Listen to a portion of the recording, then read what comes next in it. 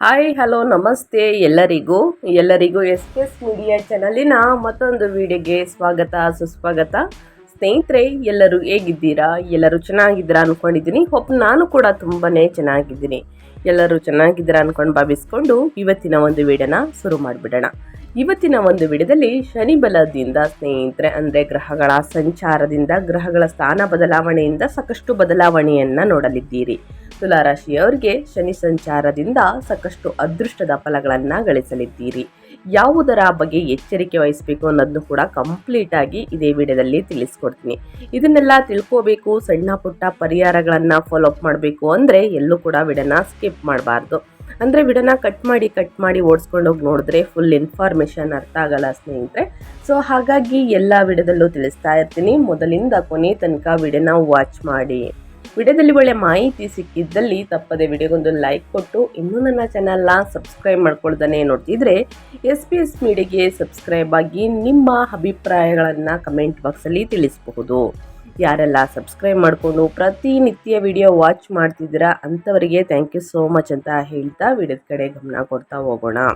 2026 ತುಲಾರಾಶಿಯ ಮಾಸಿಕ ಭವಿಷ್ಯ ಮಾರ್ಚ್ 9ರಿಂದ ಸಾಕಷ್ಟು ಬದಲಾವಣೆಯನ್ನು ನೋಡಲಿದ್ದೀರಿ ಸ್ನೇಹಿತರೆ. ಶನಿ ಬಲದಿಂದ ಹಾಗಿದ್ರೆ ಏನೆಲ್ಲ ಅದೃಷ್ಟದ ಫಲಗಳನ್ನು ಗಳಿಸಲಿದ್ದೀರಿ ತುಲಾರಾಶಿಯವರು ಅನ್ನೋದನ್ನ ನೋಡ್ತಾ ಹೋಗೋಣ. ಒಟ್ಟಾರೆಯಾಗಿ ಹೇಳಬೇಕು ಅಂದರೆ ಮಾರ್ಚ್ 2026 ತುಲಾರಾಶಿಯವರಿಗೆ ಉತ್ಸಾಹ, ಸೃಜನಶೀಲತೆ ಮತ್ತು ಗೆಲುವನ್ನು ತಂದುಕೊಡುವಂತಹ ತಿಂಗಳು ಅಂತಲೇ ಹೇಳಬಹುದು. ಮಾರ್ಚ್ 2026 ತುಲಾರಾಶಿಯವರಿಗೆ ವಿಜಯೋತ್ಸವ ಮತ್ತು ತೀವ್ರವಾದ ಸೃಜನಶೀಲತೆಯ ಅಲೆಯನ್ನು ತರುತ್ತದೆ. ನಿಮ್ಮ ಆಳುವಂತಹ ಗ್ರಹವಾದ ಶುಕ್ರ ಮಾರ್ಚ್ 9ರಂದು 6ನೇ ಮನೆಯಲ್ಲಿ ತನ್ನ ಉತ್ತುಂಗ ಮೀನ ಚಿಹ್ನೆಯಲ್ಲಿ ಪ್ರವೇಶಿಸುತ್ತದೆ.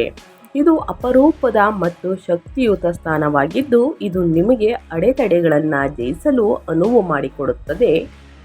ಅದೇ ಸಮಯದಲ್ಲಿ 5ನೇ ಮತ್ತು ಪ್ರಣಯ ಸೃಜನಶೀಲತೆ ಮಂಗಳ ರಾಹು ಸಂಯೋಗದಿಂದ ಉರಿಯುತ್ತದೆ. ಇದು ನಿಮ್ಮ ಕಲಾತ್ಮಕ ಪ್ರತಿಭೆ ಮತ್ತು ಪ್ರಣಯ ಆಸೆಗಳನ್ನು ಉತ್ತೇಜಿಸುತ್ತದೆ. ಆದರೆ ಹಠಾತ್ ಊಹಾಪೋಹಗಳ ವಿರುದ್ಧ ಎಚ್ಚರಿಕೆ ನೀಡುತ್ತದೆ. 9ನೇ ಮನೆಯಲ್ಲಿರುವಂತಹ ಗುರುವು ರಕ್ಷಕ ದೇವತೆಯಾಗಿ ಕಾರ್ಯನಿರ್ವಹಿಸುವುದನ್ನು ಮುಂದುವರಿಸುತ್ತಾನೆ. ಅದೃಷ್ಟವು ನಿಮ್ಮ ಕಡೆ ಉಳಿಯುತ್ತದೆ ಎಂದು ಖಚಿತಪಡಿಸುತ್ತದೆ. ಇದು ಒಟ್ಟಾರೆಯಾಗಿ ತುಲಾರಾಶಿಯವರ ಭವಿಷ್ಯ ಹೀಗಿರಲಿದೆ. ಇನ್ನು ಪ್ರಮುಖ ಗ್ರಹಗಳ ಸಂಚಾರದಿಂದ ಮತ್ತು ಗ್ರಹಗಳ ಸ್ಥಾನ ಬದಲಾವಣೆಯಿಂದ ಆಗುವಂತಹ ಪ್ರಭಾವವನ್ನು ತಿಳಿಸ್ಕೊಡ್ತಾ ಹೋಗ್ತೀನಿ. ಆ ಸಮಯದಲ್ಲಿ ಎಚ್ಚರಿಕೆ ವಹಿಸಬೇಕಾಗುತ್ತದೆ. ಅದು ನಿಮ್ಮ ವ್ಯಾಪಾರ ವ್ಯವಹಾರದ ಬಗ್ಗೆ, ಹಣಕಾಸಿನ ಬಗ್ಗೆ, ವೃತ್ತಿ ಜೀವನದ ಬಗ್ಗೆ, ಉದ್ಯೋಗದ ಬಗ್ಗೆ, ನಿಮ್ಮ ಹೆಲ್ತ್ ಬಗ್ಗೆ ಸ್ನೇಹಿತರೆ, ಯಾವುದರ ಬಗ್ಗೆ ಮುನ್ನೆಚ್ಚರಿಕೆಗಳನ್ನು ತೆಗೆದುಕೊಳ್ಬೇಕು, ಏನೆಲ್ಲ ಅದೃಷ್ಟದ ಫಲಗಳನ್ನು ಯಾವ ದಿನಾಂಕದಿಂದ ಗಳಿಸಲಿದ್ದೀರಿ ಅನ್ನೋದನ್ನ ತಿಳಿಸ್ಕೊಡ್ತಾ ಹೋಗ್ತೀನಿ. ಎಲ್ಲೂ ಕೂಡ ಸ್ಕಿಪ್ ಮಾಡ್ದೇ ಕೊನೆ ತನಕ ವಾಚ್ ಮಾಡಿ. ಈ ಅದೃಷ್ಟ ರಾಶಿ ನಿಮ್ಮ ಕುಟುಂಬದಲ್ಲಿ ಇದ್ದರೆ ಅಥವಾ ನಿಮ್ಮ ಸ್ನೇಹಿತರಾಗಿದ್ದರೆ ದಯವಿಟ್ಟು ಅವ್ರಿಗೂ ಕೂಡ ವಿಡಿಯೋವನ್ನು ಶೇರ್ ಮಾಡಿ. ನಿಮ್ಮ ಕಡೆಯಿಂದ ಅದೃಷ್ಟ ಭವಿಷ್ಯವನ್ನು ಅವರು ಕೂಡ ತಿಳ್ಕೊಂಡಂಗಾಗುತ್ತೆ. ಓಕೆ, ತುಲಾರಾಶಿಯವರಿಗೆ ಮಾರ್ಚ್ ತಿಂಗಳು ಮಹತ್ವದ ಸಂಚಾರಗಳು ಹೇಗಿರಲಿದೆ ಗ್ರಹ ಸಂಚಾರ ಅನ್ನೋದನ್ನ ನೋಡೋದಾದರೆ, ಗ್ರಹ ಶುಕ್ರ ಪ್ರಭು ಅಂತಲೇ ಹೇಳ್ಬೋದು. ಸಂಚಾರದ ಸ್ಥಾನ ಬಂದು 6ನೇ ಮನೆ, ಶ್ರೇಷ್ಠ ಸ್ಥಾನ.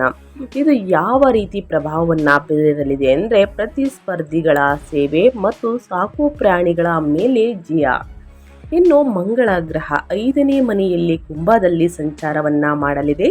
ಸೃಜನಶೀಲ ಉತ್ಸಾಹ, ಪ್ರಣಯ ಮತ್ತು ಊಹಾಪೋಹ ಹೆಚ್ಚಾಗಲಿದೆ. ಇನ್ನು ರಾಹುವಿನ ಸಂಚಾರ 5ನೇ ಮನೆಯಲ್ಲಿ ಕುಂಭದಲ್ಲಿ ಸ್ನೇಹಿತರೆ ಗೀಳಿನ ಪ್ರೀತಿ ಮತ್ತು ಅಸಾಂಪ್ರದಾಯಿಕ ಕಲೆ ಅಂತಲೇ ಹೇಳಬಹುದು. ಇನ್ನು ಗ್ರಹ ಸೂರ್ಯ 5ನೇ ಮನೆಯ ನಂತರ 6ನೇ ಮನೆಗೆ ಸ್ಥಳಾಂತರಗೊಂಡು ಮಾರ್ಚ್ 15ರಿಂದ ಸಂಚಾರವನ್ನು ಮಾಡಲಿದೆ. ಈ ಗ್ರಹ ಯಾವ ರೀತಿ ಪ್ರಭಾವವನ್ನು ಬೀರಲಿದೆ ಅಂದರೆ ಸೃಜನಶೀಲ ಮನ್ನಣೆ, ನಂತರ ಗೆಲುವು ಹೆಚ್ಚಾಗಲಿದೆ. ಇನ್ನು ಗುರು 9ನೇ ಮನೆಯಲ್ಲಿ ಸ್ನೇಹಿತರೆ ಮಿಥುನದಲ್ಲಿ ಸಂಚಾರವನ್ನು ಮಾಡಲಿದೆ. ಇದು ಅದೃಷ್ಟ, ಬುದ್ಧಿವಂತಿಕೆ ಮತ್ತು ಪ್ರಣಯ ಹೆಚ್ಚಾಗಲಿದೆ ಅಂತಲೇ ಹೇಳ್ಬೋದು. ಜೊತೆಗೆ ಪ್ರಯಾಣ ಕೂಡ ಹೆಚ್ಚಾಗಲಿದೆ. ಇದು ಗ್ರಹ ಸಂಚಾರದಿಂದ ಏನೆಲ್ಲ ಅದೃಷ್ಟದ ಫಲಗಳನ್ನು ಗಳಿಸಲಿದ್ದೀರಿ ಅನ್ನೋದನ್ನ ಇವಾಗ ಒಂದೊಂದಾಗಿ ತಿಳಿಸ್ಕೊಡ್ತಾ ಹೋಗ್ತೀನಿ. ಇವಾಗೆಲ್ಲೂ ಕೂಡ ಸ್ಕಿಪ್ ಮಾಡಬೇಡಿ. ನಿಮ್ಮ ವೃತ್ತಿ ಮತ್ತು ವ್ಯವಹಾರದ ಬಗ್ಗೆ ಹೇಳೋದಾದರೆ ಏನೆಲ್ಲ ಬದಲಾವಣೆಯನ್ನು ತುಲಾರಾಶಿಯವರು ನೋಡಲಿದ್ದೀರಿ ಅಂದರೆ, ನಿಮ್ಮ ವೃತ್ತಿ ಜೀವನವು ಸಮಸ್ಯೆಗಳನ್ನು ರಾಜತಾಂತ್ರಿಕವಾಗಿ ಪರಿಹರಿಸುವಂತಹ ನಿಮ್ಮ ಸಾಮರ್ಥ್ಯದಿಂದ ಪ್ರಯೋಜನವನ್ನು ಪಡೆಯುತ್ತದೆ. ಶುಕ್ರ 9ನೇ ಮನೆಯಲ್ಲಿ ಇರುವುದರಿಂದ ಕಷ್ಟಕರ ಸಹೋದ್ಯೋಗಿಗಳು ಮತ್ತು ಅಧೀನ ಅಧಿಕಾರಿಗಳೊಂದಿಗೆ ವ್ಯವಹರಿಸುವುದು ನಿಮಗೆ ಸುಲಭವಾಗುತ್ತದೆ ಸ್ನೇಹಿತರೆ. ನಿಮ್ಮ ಮೋಡಿ ನಿಮ್ಮ ಶತ್ರುಗಳನ್ನು ನಿಶ್ಶಸ್ತ್ರಗೊಳಿಸುತ್ತದೆ ಅಂತಲೇ ಹೇಳಬಹುದು. ನಿಮ್ಮ ಆರೋಗ್ಯವು ರಕ್ಷಣೆ ನೀಡಲಿದೆ. ಆತಿಥ್ಯ ಅಥವಾ ಕಾನೂನಿನಂತಹ ಸೇವೆ ಆಧಾರಿತ ಉದ್ಯಮಿಗಳಲ್ಲಿದ್ದರೆ ನೀವು ಶ್ರೇಷ್ಠತೆಯನ್ನು ಸಾಧಿಸಲಿದ್ದೀರಿ. 5ನೇ ಮನೆಯಲ್ಲಿ ಮಂಗಳ ಮತ್ತು ರಾಹುವಿನ ಪ್ರಭಾವವು ನಿಮ್ಮನ್ನು ಹೆಚ್ಚು ಸೃಜನಶೀಲರನ್ನಾಗಿ ಮಾಡುತ್ತದೆ. ನೀವು ವಿನ್ಯಾಸ, ಮಾರ್ಕೆಟಿಂಗ್ ಅಥವಾ ಮನೋರಂಜನೆಯಲ್ಲಿ ಕೆಲಸವನ್ನು ಮಾಡುತ್ತಿದ್ದರೆ ನಿಮ್ಮ ಆಲೋಚನೆಗಳು ದಿಟ್ಟ ಮತ್ತು ಅಸಾಂಪ್ರದಾಯಿಕವಾಗಿರುತ್ತವೆ. ಅವುಗಳನ್ನು ನಿರ್ಭಯವಾಗಿ ಮಂಡಿಸಿ. ಅದ್ಯಾಗೋ ಕಚೇರಿ ಪ್ರಣಯಗಳ ಬಗ್ಗೆ ಜಾಗರೂಕರಾಗಿರಿ ಸ್ನೇಹಿತರೆ. ಈ ತಿಂಗಳು ವೃತ್ತಿಪರ ಮತ್ತು ವೈಯಕ್ತಿಕ ನಡುವಿನ ಗೆರೆಗಳು ಅಪಾಯಕಾರಿಯಾಗಿ ಮುಸುಕಾಗಬಹುದು. ಸ್ನೇಹಿತರೆ, ವೃತ್ತಿ ಮತ್ತು ಉದ್ಯೋಗದಲ್ಲಿ ನಿಮ್ಮ ಕೆರಿಯರ್ ಮತ್ತು ನಿಮ್ಮ ಜಾಬ್ ಬಗ್ಗೆ ತಿಳಿಸೋದಾದರೆ ಏನೆಲ್ಲ ಬದಲಾವಣೆಯನ್ನು ನೋಡಲಿದ್ದೀರಿ ಅನ್ನೋದನ್ನ ತಿಳಿಸ್ಕೊಟ್ಟಾಯಿತು. ಇನ್ನು ವ್ಯಾಪಾರ ವ್ಯವಹಾರದ ಬಗ್ಗೆ ಸ್ನೇಹಿತರೆ, ನೀವು ಅವರನ್ನು ಮೋಡಿ ಮಾಡಬಹುದು, ಆದರೆ ಅವರು ನಂಬುವಂತಹ ಸ್ಥಿತಿಯಲ್ಲಿ ಇರುವುದಿಲ್ಲ, ನಿಮಗೆ ಮೋಸ ಮಾಡುವಂತಹ ಸ್ಥಿತಿಯಲ್ಲಿ ಇರುತ್ತಾರೆ ಸ್ನೇಹಿತರೆ. ಸೊ ಹಾಗಾಗಿ ಯಾರನ್ನು ಕೂಡ ಕುರುಡರಾಗಿ ನಂಬೇಡಿ. ಈ ಸಮಯದಲ್ಲಿ ಅಂದರೆ ವ್ಯಾಪಾರ ವ್ಯವಹಾರದಲ್ಲಿ ಅಭಿವೃದ್ಧಿಯನ್ನು ನೋಡಲಿದ್ದೀರಿ. ಯಾವುದೇ ಕಾರಣಕ್ಕೂ ಸ್ನೇಹಿತರೆ 3ನೇ ವ್ಯಕ್ತಿಗಳನ್ನು ನಂಬುವುದಕ್ಕೆ ಹೋಗಬೇಡಿ, ಅವರಿಂದ ನಷ್ಟವನ್ನು ನೋಡಬೇಕಾಗುತ್ತದೆ. ಈ ತಿಂಗಳು ನೀವು ಲಾಭವನ್ನು ಗಳಿಸಬೇಕು. ಅದರಿಂದ ವ್ಯಾಪಾರ ವ್ಯವಹಾರದಲ್ಲಿ ಅಭಿವೃದ್ಧಿಯನ್ನು ನೋಡಬೇಕು ಅಂದರೆ ನಿಮ್ಮ ನಿರ್ಧಾರ ಅಂತಿಮ ನಿರ್ಧಾರವಾಗಲಿ ಅಥವಾ ತಂದೆ ತಾಯಿಯ ರಕ್ಷಣೆಯಿಂದ, ತಂದೆ ತಾಯಿಯ ಬೆಂಬಲದಿಂದ ಸ್ನೇಹಿತರೆ ಹೂಡಿಕೆಯನ್ನು ಮಾಡಬಹುದು. ಇನ್ನು ಪಾಲುದಾರಿಕೆಯಲ್ಲಿ ಯಾವುದಾದ್ರೂ ಸಹಿಯನ್ನು ಹಾಕಬೇಕು ಅಂತಂದರೆ 2-3 ಬಾರಿ ಪರಿಶೀಲಿಸಿ ಯೋಚಿಸಿ ನಿರ್ಧಾರಗಳನ್ನು ತೆಗೆದುಕೊಂಡು ಸಹಿಯನ್ನು ಹಾಕಿ, ಅಥವಾ ಅದರ ಬಗ್ಗೆ ತಿಳಿದವರ ಮಾರ್ಗದರ್ಶನದಿಂದ ಸಹಿಯನ್ನು ಹಾಕುವುದು ಉತ್ತಮ. ಇನ್ನು ಹೂಡಿಕೆಯನ್ನು ಮಾಡ್ತೀವಿ ಅಂತಂದರೆ 15ನೇ ತಾರೀಕು ನಂತರ ಹೂಡಿಕೆ ಮಾಡುವುದು ಬಹಳ ಸೂಕ್ತ ಅಂತಲೇ ಹೇಳ್ಬೋದು ತುಲಾರಾಶಿಯವರಿಗೆ. ಗ್ರಹಗಳ ಸಂಚಾರದಿಂದ ಸಾಕಷ್ಟು ಬದಲಾವಣೆಯನ್ನು ನೋಡಲಿದ್ದೀರಿ ಅಂತಲೇ ಹೇಳ್ಬೋದು. ಇನ್ನು ನಿಮ್ಮ ಹಣಕಾಸಿನ ಬಗ್ಗೆ ಹೇಳೋದಾದರೆ ಏನೆಲ್ಲ ಬದಲಾವಣೆಯನ್ನು ಗ್ರಹಗಳು ಸೂಚಿಸಲಿದೆ, ಯಾವುದರ ಬಗ್ಗೆ ಮುನ್ನೆಚ್ಚರಿಕೆಗಳನ್ನು ತೆಗೆದುಕೊಳ್ಬೇಕು ಅನ್ನೋದನ್ನ ನೋಡ್ತಾ ಹೋಗೋಣ. ಹಣಕಾಸು ಮತ್ತು ಹಣದ ಬಗ್ಗೆ ಹೇಳೋದಾದರೆ ಆರ್ಥಿಕವಾಗಿ ಚಿತ್ರಣವು ಉಜ್ವಲವಾಗಿದೆ, ಆದರೆ ಶಿಸ್ತಿನ ಅಗತ್ಯವಿದೆ ಅಂತಲೇ ಹೇಳ್ಬೋದು ಹಣಕಾಸಿನ ವಿಚಾರದ ಬಗ್ಗೆ. ಯಾಕಂದರೆ 5ನೇ ಮನೆ ಊಹನೆ ತುಂಬ ಸಕ್ರಿಯವಾಗಿದೆ. ನೀವು ಜೂಟಾಟ ಅಥವಾ ಹೆಚ್ಚಿನ ಅಪಾಯದ ಷೇರುಗಳಲ್ಲಿ ಹೂಡಿಕೆ ಮಾಡಲು ಪ್ರಚೋದಿಸಲ್ಪಡಬಹುದು. 11ನೇ ಮನೆಯ ಅಧಿಪತಿ ಸೂರ್ಯನು ಇರುವುದರಿಂದ ಲಾಭಗಳು ಸಾಧ್ಯವಾದರೂ ಸ್ನೇಹಿತರೆ ರಾಹು ಅಂಶವು ಚಂಚಲತೆಯನ್ನು ಹೆಚ್ಚಿಸುತ್ತದೆ. ಹೆಚ್ಚುವರಿ ಹಣವನ್ನು ಮಾತ್ರ ಹೂಡಿಕೆ ಮಾಡಿ ಸ್ನೇಹಿತರೆ. ಸ್ಥಿರ ಆದಾಯದ ದೃಷ್ಟಿಯಿಂದ 9ನೇ ಮನೆಯಲ್ಲಿ ಗುರುವು ನಿಯಮಿತ ಅರಿವನ್ನು ಖಚಿತಪಡಿಸುತ್ತದೆ.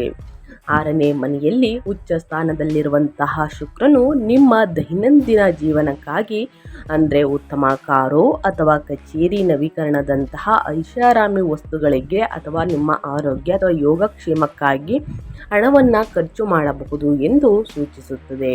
ಹಳೆಯ ಸಾಲಗಳನ್ನು ತೀರಿಸುವುದು ಸಹ ಈಗ ಅನುಕೂಲಕರವಾಗಿದೆ. ಮೊದಲು ಸ್ನೇಹಿತರೆ ಯಾರ ಹತ್ತಿನಾದರೂ ಕೂಡ ನೀವು ಬಡ್ಡಿ ರೀತಿಯಲ್ಲಿ ಸಾಲವನ್ನು ತೆಗೆದುಕೊಳ್ಳುವುದನ್ನು ನಿಲ್ಲಿಸಿ. ಇನ್ನು ಮನೆಗೆ ಬೇಕಾಗಿರುವಂತಹ ಐಷಾರಾಮಿ ವಸ್ತುಗಳನ್ನು ಖರೀದಿ ಮಾಡೋ ಯೋಗ ಇದೆ ಅಂತ ತಿಳಿಸ್ತಾ ಇದೆ ಗ್ರಹಗಳು.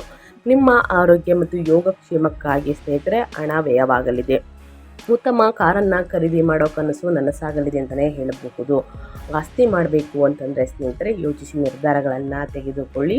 ಅನಗತ್ಯ ಖರ್ಚುಗಳಿಂದ ಆದಷ್ಟು ದೂರವಿರಿ. ಯಾಕಂದರೆ ಸ್ನೇಹಿತರೆ ಮುಂದಿನ ದಿನಗಳಲ್ಲಿ ಹಣಕಾಸಿನ ಪ್ರಾಬ್ಲಮ್ ಎದುರಾದರೆ ಯಾರೂ ಕೂಡ ನಿಮ್ಮ ಕೈ ಜೋಡಿಸುವುದಿಲ್ಲ. ಸೊ ಹಾಗಾಗಿ ನಿಯಮಿತವಾಗಿ ಅಂದರೆ ಹಣವನ್ನು ಖರ್ಚು ಮಾಡುವುದು ಉತ್ತಮ. ಗುರುವು ನಿಯಮಿತ ಅರಿವನ್ನು ಖಚಿತಪಡಿಸುತ್ತದೆ. 6ನೇ ಮನೆಯಲ್ಲಿರುವಂತಹ ಉಚ್ಚ ಸ್ಥಾನದಲ್ಲಿ ಶುಕ್ರನು ನಿಮ್ಮ ದೈನಂದಿನ ಜೀವನಕ್ಕಾಗಿ ಅತಿ ಹೆಚ್ಚಾಗಿ ಐಷಾರಾಮಿ ವಸ್ತುಗಳನ್ನು ಖರೀದಿ ಮಾಡುವಂತಹ ಸೂಚನೆಯನ್ನು ನೀಡಲಿದೆ. ಸೊ ಹಾಗಾಗಿ ಯಾವುದೇ ಖರ್ಚನ್ನು ಮಾಡಬೇಕಾದ್ರೆ ಬಹಳ ಎಚ್ಚರಿಕೆಯಿಂದ ಖರ್ಚು ಮಾಡುವುದು ಉತ್ತಮ. ಒಂದಷ್ಟು ಸೇವಿಂಗ್ಸ್ ಮಾಡುವುದು ಬಹಳ ಮುಖ್ಯ. ಇದು ಹಣಕಾಸಿನ ಬಗ್ಗೆ. ಆದರೆ ನಿಮ್ಮ ಹೆಲ್ತ್ ಬಗ್ಗೆ ಹೇಳೋದಾದರೆ ನಿಮ್ಮ ಆರೋಗ್ಯದಲ್ಲಿ ಏನೆಲ್ಲ ಬದಲಾವಣೆಯನ್ನು ನೋಡಲಿದ್ದೀರಿ, ಯಾವುದರ ಬಗ್ಗೆ ಮುನ್ನೆಚ್ಚರಿಕೆಗಳನ್ನು ತೆಗೆದುಕೊಳ್ಬೇಕು ಅಂದರೆ ತುಲಾರಾಶಿಯವರು ಶುಕ್ರನು 6ನೇ ಮನೆಯಲ್ಲಿ ಉಚ್ಚನಾಗಿರುವುದರಿಂದ ನಿಮ್ಮ ಆರೋಗ್ಯವು ಸಾಮಾನ್ಯವಾಗಿ ಉತ್ತಮವಾಗಿರುತ್ತದೆ ಈ ತಿಂಗಳಲ್ಲಿ. ಶನಿ ಬಲದಿಂದ ಸ್ನೇಹಿತರೆ, ನೀವು ಅತಿಯಾದ ಸೇವನೆಯ ಬಗ್ಗೆ ಜಾಗರೂಕರಾಗಿರಬೇಕು. ಪದೇ ಪದೇ ತಿನ್ನುವುದು ಸ್ನೇಹಿತರೆ ಸಿಹಿ ಆಹಾರಗಳು, ಸಮೃದ್ಧ ಸಿಹಿ ತಿಂಡಿಗಳು ಅಥವಾ ಅತಿಯಾದ ಸೌಕರ್ಯವು ತೂಕ ಹೆಚ್ಚಾಗಲು ಅಥವಾ ರಕ್ತದಲ್ಲಿನ ಸಕ್ಕರೆ ಮಟ್ಟದ ಜಾಸ್ತಿಯಾಗಲು ಈ ಸಮಸ್ಯೆಗಳಿಂದ ಸಕ್ಕರೆ ಕಾಯಿಲೆಗಳಿಗೆ ಸ್ನೇಹಿತರೆ ಕಾರಣವಾಗಬಹುದು. ಹಾಗಾಗಿ ಸಿಹಿಯನ್ನು ಕಡಿಮೆ ಮಾಡಿ, ಹೊರಗಿನ ತಿಂಡಿ ತಿನಿಸುಗಳನ್ನು ಆದಷ್ಟು ಕಡಿಮೆ ಮಾಡಿ, ಹಸಿವಾದಾಗ ತಿನ್ನುವುದು ಸ್ನೇಹಿತರೆ ಒಂದು ಪದ್ಧತಿ. ಹಾಗಾಗಿ ಪದೇ ಪದೇ ಅತಿಯಾದ ಸೇವನೆಯ ಬಗ್ಗೆ ಜಾಗರೂಕರಾಗಿರಬೇಕಾಗುತ್ತದೆ. ಇದರಿಂದ ನಿಮ್ಮ ತೂಕ ಕೂಡ ಹೆಚ್ಚಾಗಲಿದೆ, ನಿಮ್ಮ ಆರೋಗ್ಯ ಕೂಡ ಹಾಳಾಗಲಿದೆ. 5ನೇ ಮನೆಯಲ್ಲಿ ಮಂಗಳ ಮತ್ತು ರಾಹು ಸಂಯೋಗವು ಹೊಟ್ಟೆ ಮತ್ತು ಜೀರ್ಣಕ್ರಿಯೆಯ ಮೇಲೆ ಪರಿಣಾಮ ಬೀರುವಂತಹ ತೊಂದರೆಗಳನ್ನು ನೀಡಲಿದೆ ಸ್ನೇಹಿತರೆ. ಪಿತ್ತ ತೊಂದರೆಗಳನ್ನು ಉಂಟು ಮಾಡಬಹುದು.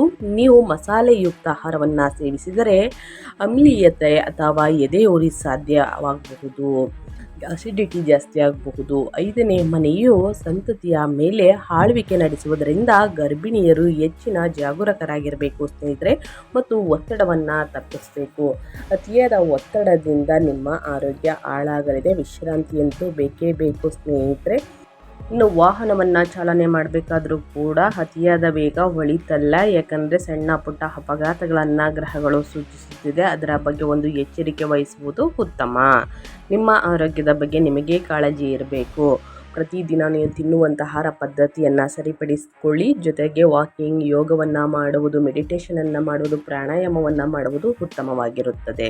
ಇನ್ನು ಕುಟುಂಬ ಮತ್ತು ಸಂಬಂಧಗಳ ಬಗ್ಗೆ ಹೇಳೋದಾದರೆ ಏನೆಲ್ಲ ಬದಲಾವಣೆಯನ್ನು ಗ್ರಹಗಳು ಸೂಚಿಸಲಿದೆ, ಯಾವುದರ ಬಗ್ಗೆ ತುಲಾರಾಶಿಯವರು ಎಚ್ಚರಿಕೆ ವಹಿಸಬೇಕು ಅನ್ನೋದಾದರೆ, ಪ್ರೀತಿ ತೀವ್ರ, ಭಾವೋದ್ರೇಕ ಮತ್ತು ಬಹುಶಃ ಸ್ವಲ್ಪ ನಾಟಕೀಯವಾಗಿರುತ್ತದೆ ಅಂತಲೇ ಹೇಳ್ಬೋದು.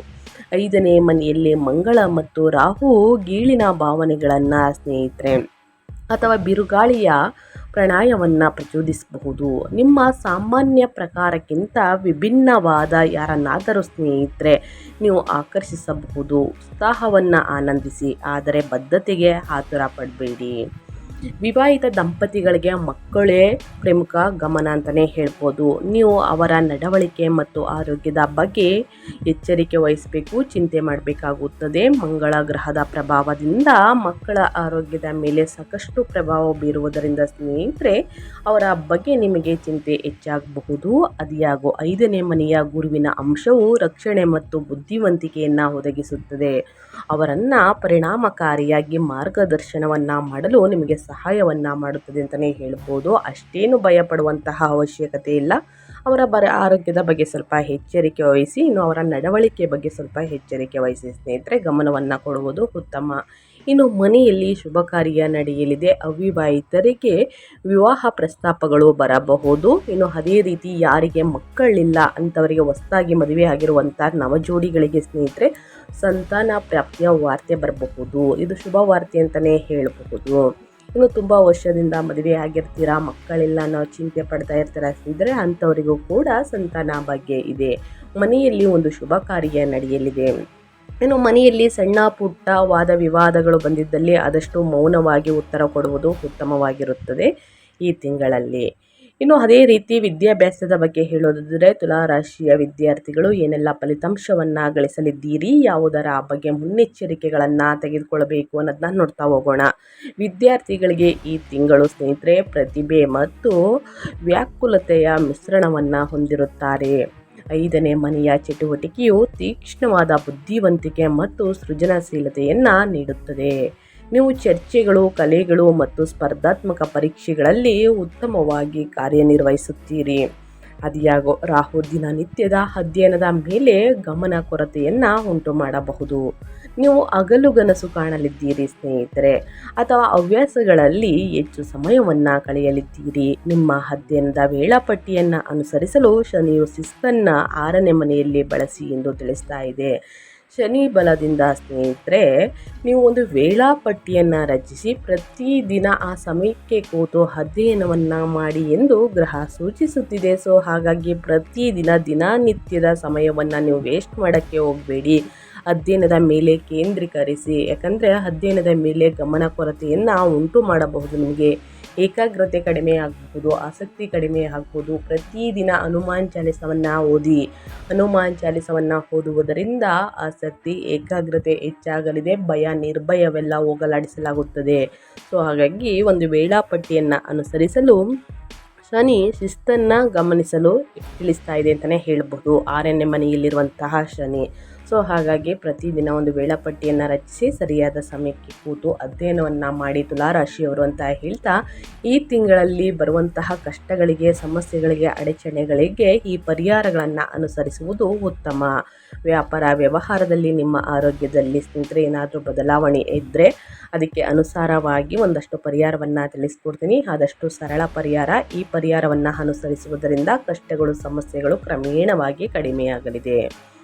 ತುಲಾರಾಶಿಯವರು ತೀವ್ರ ಉತ್ಸಾಹವನ್ನು ಸಮತೋಲನಗೊಳಿಸಲು ಮತ್ತು ವಿಜಯವನ್ನು ಖಚಿತಪಡಿಸಿಕೊಳ್ಳಲು ತುಲಾರಾಶಿಯವರು ಈ ಪರಿಹಾರವನ್ನು ಫಾಲೋ ಮಾಡಬೇಕಾಗುತ್ತದೆ. ಮೊದಲನೇದಾಗಿ ಲಕ್ಷ್ಮೀ ದೇವತೆ ಅಂದರೆ ಶುಕ್ರವಾರದಂದು ಲಕ್ಷ್ಮೀ ದೇವಿಯನ್ನು ಪೂಜಿಸುವುದನ್ನು ಮುಂದುವರಿಸಿ. ಕಮಲದ ಹೂಗಳನ್ನು ಅರ್ಪಿಸುವುದರಿಂದ ನಿಮ್ಮ ಶ್ರೇಷ್ಠ ಶುಕ್ರನ ಶಕ್ತಿ ಕೂಡ ಹೆಚ್ಚಾಗುತ್ತದೆ. ಇನ್ನು ಎರಡನೇದಾಗಿ ಸ್ವಯಂ ನಿಯಂತ್ರಣ. 5ನೇ ಸ್ಥಾನದಲ್ಲಿ ರಾಹುವನ್ನು ನಿರ್ವಹಿಸಲು ಮೈಂಡ್ಫುಲ್ನೆಸ್ ಅಥವಾ ಧ್ಯಾನವನ್ನು ಅಭ್ಯಾಸ ಮಾಡಿ ಸ್ನೇಹಿತರೆ. ಪ್ರೀತಿಯಲ್ಲಿ ಹಠಾತ್ ನಿರ್ಧಾರಗಳನ್ನು ತಪ್ಪಿಸಿ. ತಕ್ಷಣ ಸ್ನೇಹಿತರೆ, ಪ್ರೀತಿಯಲ್ಲಿ ಯಾವುದಾದ್ರೂ ಮದುವೆ ಬಗ್ಗೆ ಯೋಚನೆಯನ್ನು ಮಾಡ್ತಿದ್ರೆ ಸ್ನೇಹಿತರೆ, ಅದರ ನಿರ್ಧಾರಗಳನ್ನು ಆದಷ್ಟು ತಪ್ಪಿಸಿ ಯೋಚಿಸಿ ನಿರ್ಧಾರಗಳನ್ನು ತೆಗೆದುಕೊಳ್ಳಿ. ಅದೇ ರೀತಿ ರಾಹುವಿನ ನಿರ್ವಹಿಸಲು 5ನೇ ಸ್ಥಾನದಲ್ಲಿರುವಂತಹ ಮೈಂಡ್ಫುಲ್ನೆಸ್ ಅಥವಾ ಧ್ಯಾನವನ್ನು ಅಭ್ಯಾಸವನ್ನು ಮಾಡಿ, ಯೋಗವನ್ನು ಮಾಡಿ, ಮೆಡಿಟೇಷನನ್ನು ಮಾಡುವುದರಿಂದ ನಿಮ್ಮ ಮನಸ್ಸು ಶಾಂತವಾಗಿರಲಿದೆ ಸ್ನೇಹಿತರೆ. ಇನ್ನು ದಾನ. ಶುಕ್ರವಾರದಂದು ಯುವತಿಯರಿಗೆ ಸಿಹಿ ತಿಂಡಿಗಳು ಅಥವಾ ಬಿಳಿ ಬಟ್ಟೆಗಳನ್ನು ದಾನ ಮಾಡಿ. ಇದು ಶುಕ್ರನನ್ನು ಬಲಪಡಿಸುತ್ತದೆ ಮತ್ತು ಸಂಬಂಧದಲ್ಲಿ ಸಾಮರಸ್ಯ ಹೆಚ್ಚಾಗಲಿದೆ ಅಂತಲೇ ಹೇಳಬಹುದು. ಸೊ ಹಾಗಾಗಿ ಸಂಬಂಧದಲ್ಲಿ ಅಂದರೆ ನಿಮ್ಮ ಸಂಗಾತಿಯಾಗಲಿ, ಕುಟುಂಬದಲ್ಲಾಗಲಿ ಸ್ನೇಹಿತರೆ, ನಿಮ್ಮ ಸಂಬಂಧಗಳು ಉತ್ತಮವಾಗಿರಬೇಕು ಅಂತಂದರೆ ಆದಷ್ಟು ಶುಕ್ರವಾರದಂದು ಚಿಕ್ಕ ಎಳೆ ಕನ್ಯೆಯರಿಗೆ ಸಿಹಿ ತಿಂಡಿಗಳನ್ನು, ಬಿಳಿ ಬಟ್ಟೆಗಳನ್ನು ದಾನ ಮಾಡುವುದು ಉತ್ತಮ. ಆದಷ್ಟು ಬಡ ಮಕ್ಕಳಿಗೆ ಹೆಲ್ಪ್ ಮಾಡಿ, ಒಳಿತಾಗಲಿದೆ. ಇನ್ನು ನಿಮ್ಮ ಆರೋಗ್ಯದಲ್ಲಿ ಸ್ನೇಹಿತರೆ ಸಾಕಷ್ಟು ಸಮಸ್ಯೆಗಳು ಎದುರಾಗಲಿದೆ. ಅದಕ್ಕೆಲ್ಲ ಹೊಟ್ಟೆಯಲ್ಲಿ ಮಂಗಳ ಗ್ರಹದ ಶಾಖವನ್ನು ಎದುರಿಸಲು ಸಾಕಷ್ಟು ನೀರನ್ನು ಕುಡಿಯಿರಿ ಮತ್ತು ಮಸಾಲೆಯುಕ್ತ ಆಹಾರವನ್ನು ಆದಷ್ಟು ತಪ್ಪಿಸಿ. ಎಣ್ಣೆಯಲ್ಲಿ ಕರಿದಂತಹ ತಿಂಡಿ ತಿನಿಸುಗಳನ್ನು ಆದಷ್ಟು ಕಡಿಮೆ ಮಾಡಿ. ಇನ್ನು ಶನಿವಾರದಂದು ಶನಿ ದೇವರಿಗೆ ತೈಲಾಭಿಷೇಕವನ್ನು ಮಾಡಿಸುವುದರಿಂದ ನಿಮ್ಮ ಆರೋಗ್ಯದಲ್ಲಿರುವಂತಹ ಸಮಸ್ಯೆಗಳು ಕ್ರಮೇಣವಾಗಿ ಕಡಿಮೆಯಾಗಲಿದೆ. ಬಡವರಿಗೆ ಮತ್ತು ನಿರ್ಗತಿಕರಿಗೆ ಎಳ್ಳು ಮತ್ತು ಸಾಸಿವೆಯನ್ನು ದಾನ ಮಾಡಿ. ಈ ರೀತಿ ದಾನ ಮಾಡುವುದರಿಂದನೂ ಕೂಡ ಸಮಸ್ಯೆಗಳು ಕ್ರಮೇಣವಾಗಿ ಕಡಿಮೆಯಾಗಲಿದೆ ಅಂತಲೇ ಹೇಳ್ಬೋದು. ಈ ಸಣ್ಣ ಪುಟ್ಟ ಪರಿಹಾರಗಳನ್ನು ಪ್ರತಿಯೊಬ್ಬರು ಫಾಲೋ ಮಾಡಿ ಅಂತ ಹೇಳ್ತಾ ನನ್ನ ವಿಡಿಯೋನ ಎಂಡ್ ಮಾಡ್ತಾ ಇದ್ದೀನಿ. ದಯವಿಟ್ಟು ತುಲಾರಾಶಿಯವರಿಗೆ ಇವತ್ತಿನ ಒಂದು ವಿಡಿಯೋದಲ್ಲಿ ಒಳ್ಳೆಯ ಮಾಹಿತಿ ಸಿಕ್ಕಿದ್ದಲ್ಲಿ, ಈ ವಿಡಿಯೋ ಯೂಸ್ಫುಲ್ ಅನಿಸಿದ್ದಲ್ಲಿ ಇನ್ನೂ ವಿಡಿಯೋಗೆ ಲೈಕ್ ಮಾಡಿಲ್ಲ ಅಂದರೆ ದಯವಿಟ್ಟು ಲೈಕ್ ಮಾಡಿ. ಸಬ್ಸ್ಕ್ರೈಬ್ ಆಗಿಲ್ಲ ಅಂದರೆ SPS ಮೀಡಿಯಾಗೆ ಸಬ್ಸ್ಕ್ರೈಬ್ ಆಗಿ ನಿಮ್ಮ ಅಭಿಪ್ರಾಯವನ್ನು ಕಮೆಂಟ್ ಬಾಕ್ಸಲ್ಲಿ ತಿಳಿಸ್ಬೋದು. ಓಂ ಶಾಂ ಶನೀಶ್ವರಾಯ ನಮಃ ಅಂತ ಕಮೆಂಟ್ ಮಾಡಿ. ಶನಿ ದೇವರ ಅನುಗ್ರಹದಿಂದ ಕಷ್ಟಗಳು, ಸಮಸ್ಯೆಗಳು ಕ್ರಮೇಣವಾಗಿ ಕಡಿಮೆಯಾಗಲಿದೆ ಅಂತ ಹೇಳ್ತಾ ಮತ್ತೊಂದು ವಿಡಿಯೋ ಜೊತೆ ಮತ್ತೊಂದು ಹೊಸ ಭವಿಷ್ಯದಲ್ಲಿ ಹೊಸ ಅಪ್ಡೇಟಲ್ಲಿ ಸಿಗ್ತೀನಿ ಅಂತ ಹೇಳ್ತಾ ಥ್ಯಾಂಕ್ ಯು ಫಾರ್ ವಾಚಿಂಗ್.